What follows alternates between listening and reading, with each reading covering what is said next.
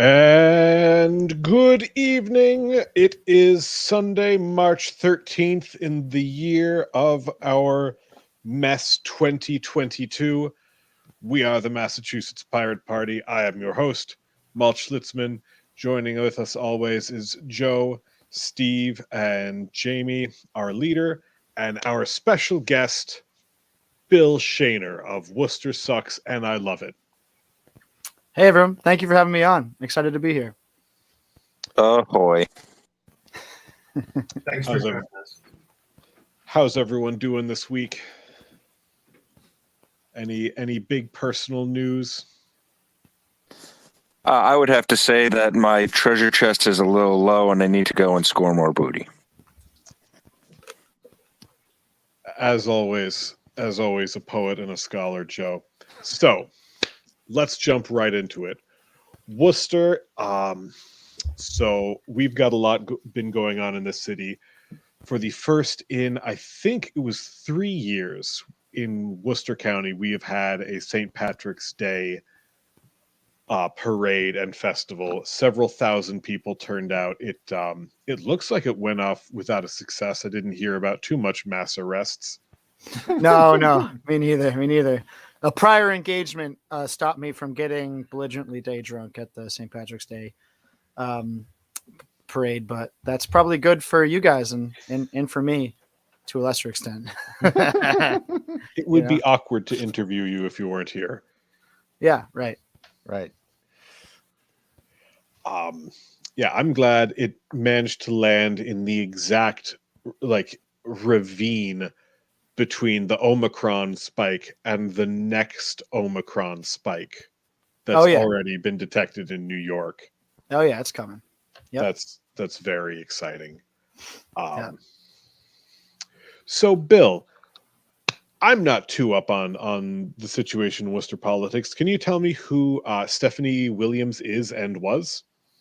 Yeah, right. Stephanie Williams was our chief diversity officer in Worcester. That's a cabinet level position, reporting right to the city manager. And the primary function is, in the abstract on paper, is looking into ways to make racial equity more of a priority in the city and in City Hall as it comes to as it relates to hiring and in policies and in HR disputes and the like.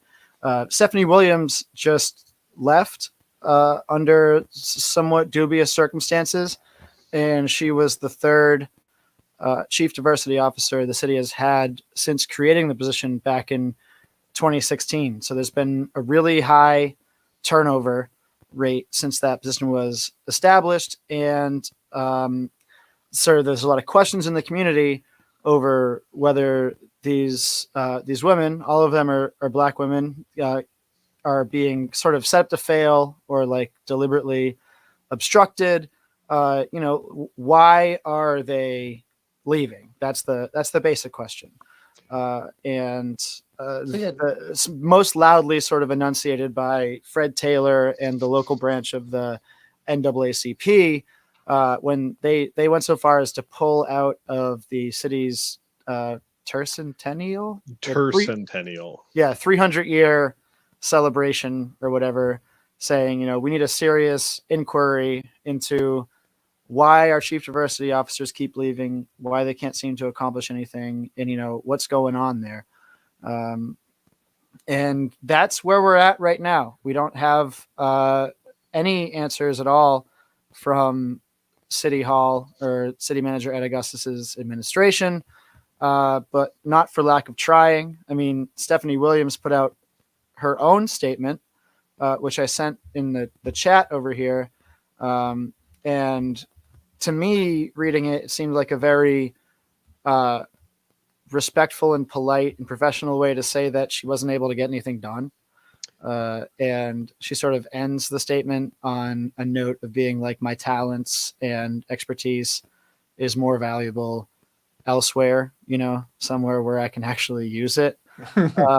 So that's what we have from that. I personally have been doing some digging into this situation, and I filed a bunch of record requests with the city for Stephanie Williams' emails, and like organizational charts showing who she reports to, what her responsibilities were, how her responsibilities relate to the head diversity officers of the police department and the public schools, and any sort of information I can get on whether there was an exit interview, and any notes, audio recordings, minutes, or whatever from an exit interview where she might have told City Hall, exactly why she was leaving. And it's a big question. It's an unanswered question. It's kind of like a, why would you have this position if the position isn't doing anything? And that kind of gets into like big Democrat brain mindset of, creating something that looks and feels and maybe even smells like racial equity is something that you want to achieve, but in reality and in practice, it's kind of a paper tiger, for lack of a better word. Yeah, I was going to say 3 DEI directors since 2016. So that's basically turnover of a 2-year turnover cycle. That's not good. In any employment, in any, for any position, that would not be good. Right. In a position that's by all means like the pay is there and the benefits are there. And be a cabinet level position in the city manager's office is like not for nothing. That should be a difficult job to get, one that somebody wants to hold on to. And we saw it probably the most clearly that there was a problem with the position like a year after it was created, when the first chief diversity officer that we brought on, Malika Carter, left within a year. And it's like, well, what's going on there, right? Like that was when we really knew that there was something going on here. And then she was replaced by somebody that was Suha or Suja Shako. Suja Chako, I believe is how it's pronounced. And that's someone who was like an internal hire from the human resources department, somebody who's like already enmeshed in City Hall, and maybe not like the sort of outside perspective you really want from a position like that. And she still didn't make it very long. And I haven't yet been able to figure out where she went. Her LinkedIn still lists her being the chief diversity officer in Worcester. LinkedIn is the worst social media app ever invented. I wouldn't blame anyone for not updating it if you don't need to, but it does speak to like, if she was just using this job to get like a higher paying equivalent job in the private sector, like the LinkedIn would reflect that, I think. I mean, like that's the kind of job where LinkedIn's really important. So I'm not sure. I've reached out to all 3 of them for interviews, haven't gotten anywhere. And understandably, because that's like not really the kind of thing that if you're like a career person, you want to be quoted like throwing, a pile of shit at your past employer. It's not usually the best look. But Stephanie Williams did release like a statement just on her own platform, acknowledging that there's a lot of questions around her departure. And I mean, the statement kind of speaks for itself. In that sense, there is a passage from her note I'd like to read. Yeah, go for it. A chief diversity officer is a disruptor because we are expected to challenge the status quo. We are positioned to point out incongruence between organizational values and apparent contradictions that plague our practices, procedures, and policies.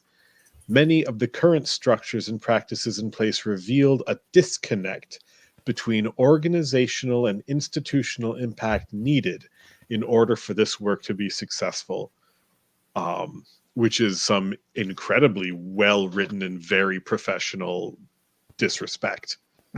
Yeah. Yes, that is like, it's a really good example of using like kind of the vagueness and like double speak of like corporate memo writing to basically say like, I wasn't allowed to do what I want. Like that's basically what it said. Or I would almost say I wasn't allowed to do my job. Right. That's kind of Yeah. what I really get out of it. Yeah. Diversity. Sorry. That's been the prevailing assumption since people have been identifying the turnover as a problem, is that, yeah, they're hired, they have the title, but are they allowed to really do anything? And that's the real problem, and that's something that's kind of hard to report on. It's something that's internal politics of a cabinet, and getting to the point of identifying who is the barrier, where the trouble's coming from. I mean, the most likely source of this would probably be the legal department. But if it's coming from the city manager directly, that's not a great look. And it's a tricky situation, but it's something that shouldn't be happening. And this plays into sort of a longer and bigger problem of Worcester officials sort of denying and discounting issues of racism and implicit biases in City Hall when they come up. I mean, you might remember, if you're a Worcester person, that last year, during kind of the height of the Black Lives Matter movement, the Worcester police chief went on record and said that he's never seen an instance of racism in the Worcester Police Department, Yeah. which is just like, my God, what a tone deaf statement. That speaks to a sort of wider mentality in Worcester, where there's a real hesitancy to address any of these issues head on, rather pretend like they didn't exist. Which, that's why this person leaving their position is a bigger deal than somebody just leaving their position. One thing that President Taylor mentioned in his statement is that the position was created in response to a Department of Justice listening session on race, which, like, do you know what the circumstances was? Yeah, that came after the first wave of Black Lives Matter back in 2014, 2015. And there was I don't know if there was anything specifically that brought that on, but people in that cared about racial equity in Worcester asked for it, asked for the Department of Justice to come in and do that, and they did. And it was not, to my memory, the most fruitful of conversations, but they tried. And this was sort of like the big takeaway of that, is like, okay, we will add a cabinet level position to like really look at City Hall practices and policies through the lens of racial equity. Yeah, because it's the statement says that making this a cabinet position was one of the demands made by the protesting body in Worcester. So this got created. It's already been stepped up to a cabinet level position, and we've got the person in that cabinet saying, diversity, equity, inclusion focused positions have proven exhausting, particularly when organizations are not ready. Yeah, right. And I mean, I can if you think about the culture of an organization like City Hall, where, like, I mean, nobody with any sort of power in Worcester, any real power, is not coming from a very old and a very white and a very long-standing sort of towny boys club of power brokers. And the police chief is the best example. His freaking father was a police chief in Worcester. I mean, that's a law enforcement family that goes back a long way. And that's sort of like, Worcester has a very feudal sort of view of power in that way. Like Joe Petty, Ed Augustus, Tim Murray, all of the people that hold the significant cards in the city of Worcester all come from a very old and a very white power center.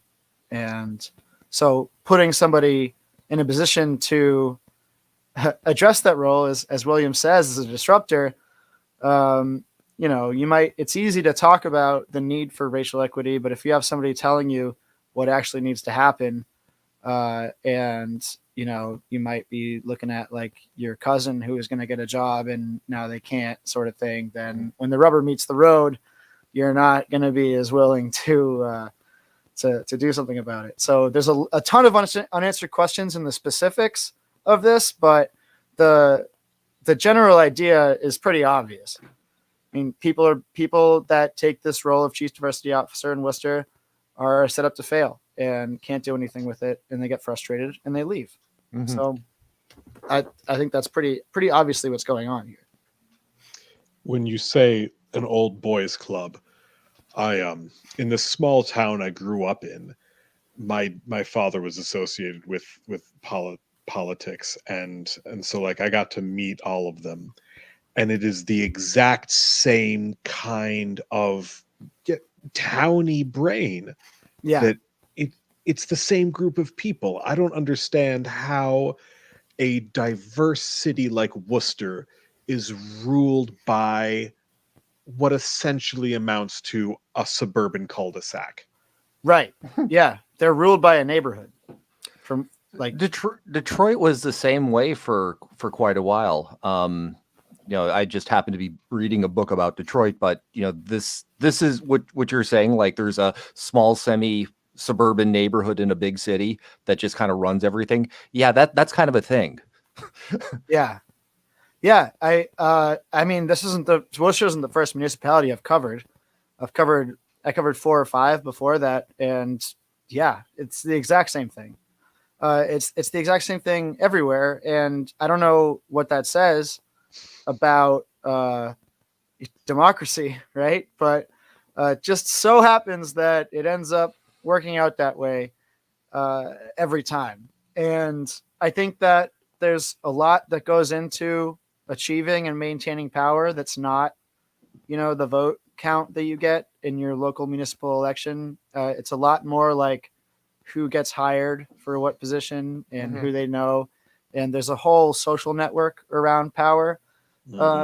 And that social network around power in Worcester is pretty freaking exclusive to a very small group of people that have, and Worcester being a one-party city makes it worse because all the outward expressions of power as manifested in like appointed positions and elected positions is bolstered by these same people having positions of power and influence within the local Democratic Party apparatus that's much less publicly accountable, but still, like, if you want to get elected in Worcester, you kind of got to go through those people. There's a gatekeeping element to it for funding and for support mechanisms and all the things that allow candidates to win elections. So and they do not like being challenged. No, they do not. No, they do not. So is Worcester? I noticed that the mayor is also a city councilor. I yeah, right. Hold on 1 second. 1 second, guys. Mayor? Sorry, I'm sorry. There's someone's knocking at my door. I'm sorry. So he's a city councilor, and I think he's also now running for Senate.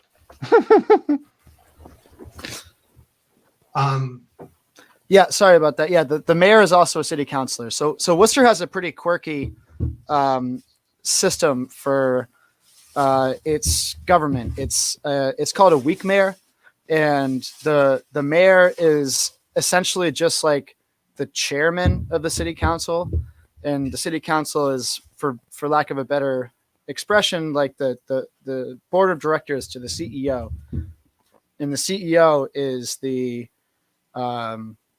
city manager. So the city council can shape priorities in terms of policy and funding, but the city manager is the one responsible for executing on the priorities and for actually running the state government. I mean, the city government. And so, how long sounds has the city manager been city manager? City manager's been city manager for a while now. Gosh, I think 8 years. Yeah, nearly as long as I've been living here. Yeah, 8 years, and I think there's another 2 years on his contract, and I don't see him taking an extension, but he's at least here for another 2. So like about a decade of him being like sort of the chief the chief executive of Worcester. Sorry, Joe, what did you want to say? That seems like a similar thing that we have here in Lowell, where you have the council members and it's the same, and then they elect amongst themselves who's going to be mayor, and then they appoint a city manager. But my question to you is, what can we do about it as a general populace to try and get this issue resolved and, drain the swamp, as you will? The issue being the issue of entrenched systems of familial and friendship relationships maintaining power over the city. See, so I mean, we do support ranked choice voting and all that else, and definitely maybe we can run Malta as mayor. Yeah, No. yeah. My wife has gone on record as to say that I am not allowed. This is an official policy in my marriage. I think that is sort of the number one question and the hardest question. There needs to be, and in Worcester we have a small germ of that forming, is a progressive bloc that challenges the status quo on the city council and recruits more and sort of more diverse people into the process of paying attention to city politics, getting involved in campaigns, and establishing a foothold on the city council.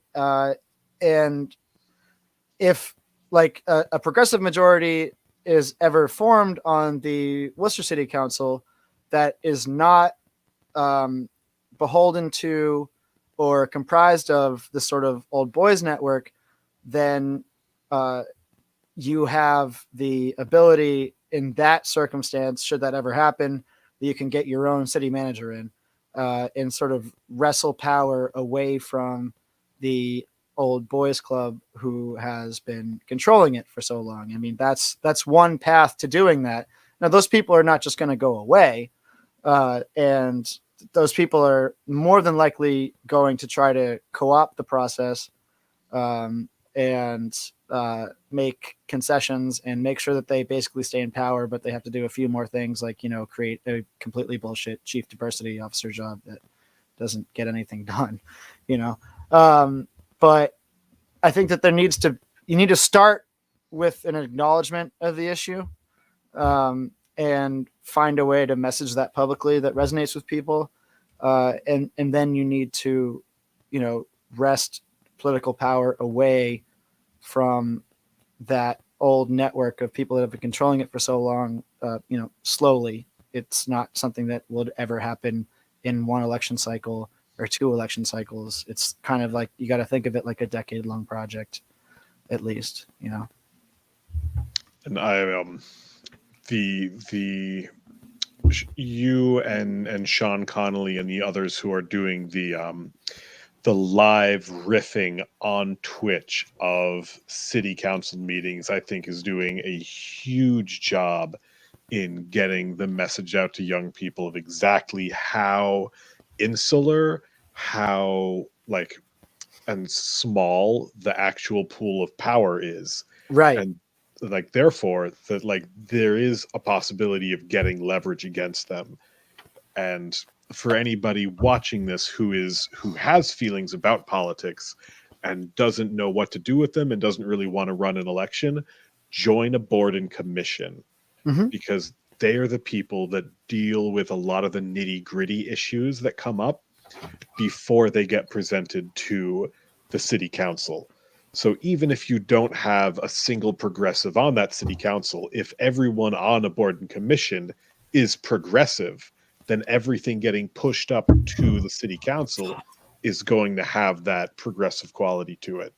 Right. Yeah. And that's, that you have to start somewhere, and, you can run a really successful, as we saw in Worcester, like a successful city council campaign, and, get 2 or 3 more progressive counselors, but it's 2 or 3 more progressive counselors on an 11-member board. Mm-hmm. And until we have 6, we're not getting anywhere besides articulating a vision. But the lower levels of city government, like your zoning board of appeals, your planning board, in Worcester, there's a human rights commission, and there's a city advisory council.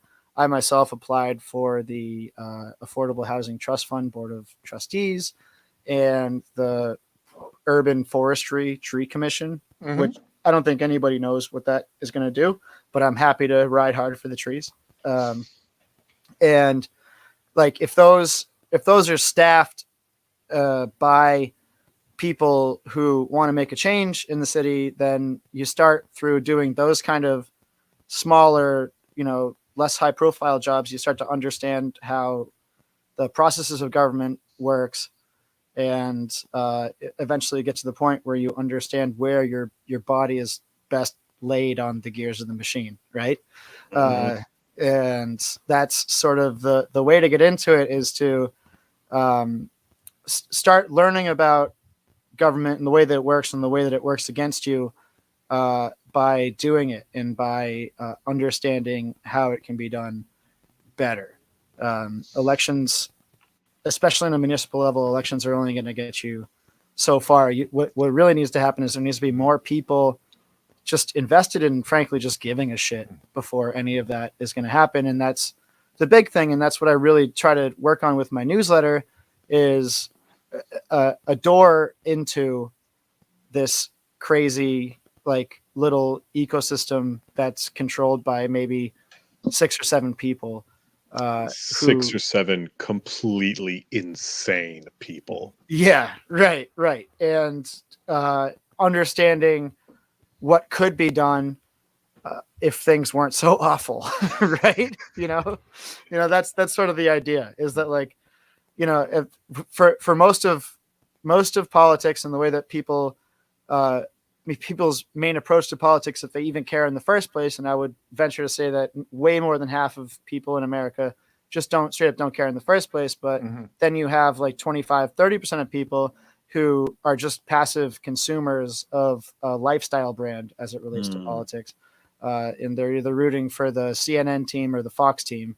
And they don't really see themselves as having any personal agency in it. And I mean, they're right. I mean, none of us at all have any personal agency in the empire, unless you amass obscene amounts of power, and you own a corporation or you're on the Senate. But local politics for a city like Worcester or smaller, you can have an actual immediate and tangible impact and make things better and see the fruits of your efforts yield something tangible, right? And I mean, it's like when you're looking at the prospect of an empire that's going to collapse into freaking civil war as soon as one of our coastal cities gets flooded enough that there's a major refugee crisis, then like it's really bleak, right? But like, if you think about how you got to tune all that shit out and just like do something good for your community and try to make the place where you live a better place and have a meaningful impact on your neighbors, then it's less bleak than that. Yeah, I happen to be on the like sort of planning authority in my town. It's we call it a redevelopment board, but it's basically planning and urban renewal. And I've also been on the zoning board of appeals. Local governments have bureaucracies, and there are plenty of openings where you can just sort of sneak in and get involved. I don't mean that I mean that in a sort of a tongue-in-cheek way, but I mean, if you want to make a positive difference, sometimes it's just a matter of finding a niche where you can kind of do some work and make that happen. But those niches are there. You just might have to look for them for a little bit. Yeah, I mean, Worcester is really hard up for people to join cities and boards. So there's not going to be some huge barrier to entry. Question. Yeah. Does your city website have like a page of committee openings? Yes, they does. do. Yeah. Can we, can we get at that in the comments when we post this video? Because maybe we can get someone to check it out and maybe apply for something. Right. Yeah. I'll pull it up right now. WorcesterMA.gov/boards M-commissions. All right. Current vacancies. So they've wow, a lot. Yeah. There are a lot of vacancies. And Accessibility Advisory Committee, Affordable Housing Trust Fund Board of Trustees, Cable Television Advisory Committee, Citizens Advisory Council, Elders Affairs, Latinos Affairs. Oh my, a lot. There's tons of ways to get involved, and there's not that much competition. And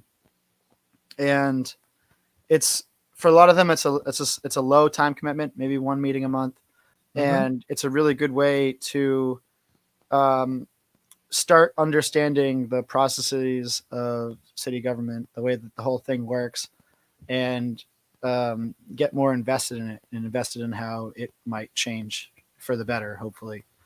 And yeah, that's I'm doing the same thing, and I'm going to be writing about it once, or if I get on either of these boards, I'll be writing about the experience of participating in it and observations and stuff from that experience, which is like low grade, sort of a gonzo thing to do with journalism, even though it's pretty boring too, but like it's just about understanding City Hall and the way that it works. And that's how you can begin to understand how you might affect change. And just doing that is so much better energy spent thinking about politics in the world and society than, watching the air raid sirens over a city in the Ukraine and having it be cut in with an Applebee's commercial while you wait for people to get bombed and die.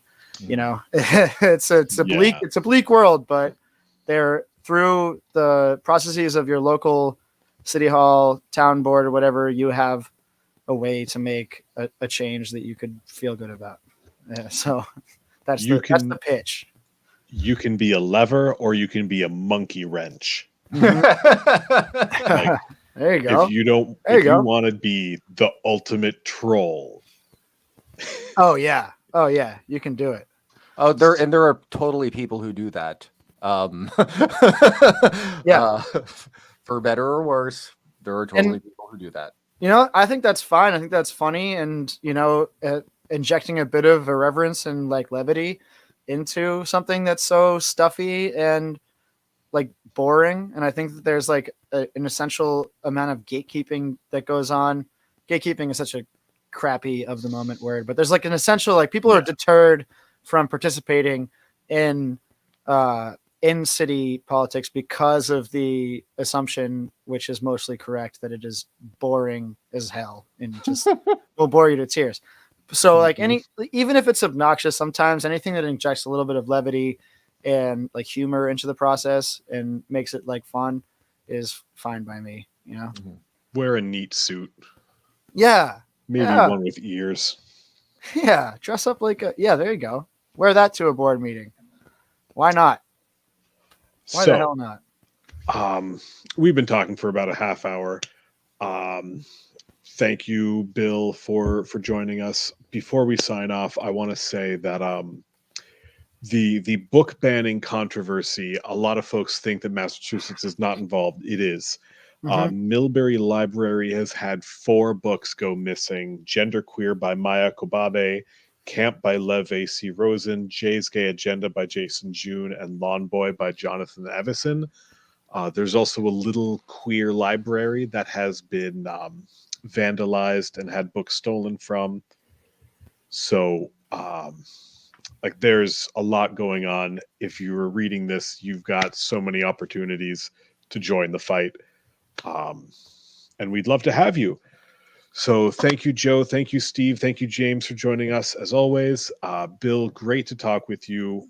Worcester sucks and I love it at billshaner.substack.com. Anything else anyone want to plug? Definitely like, share, subscribe, and sign up for that newsletter.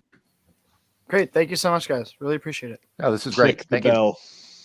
Thanks for joining us. Bye-bye. Bye.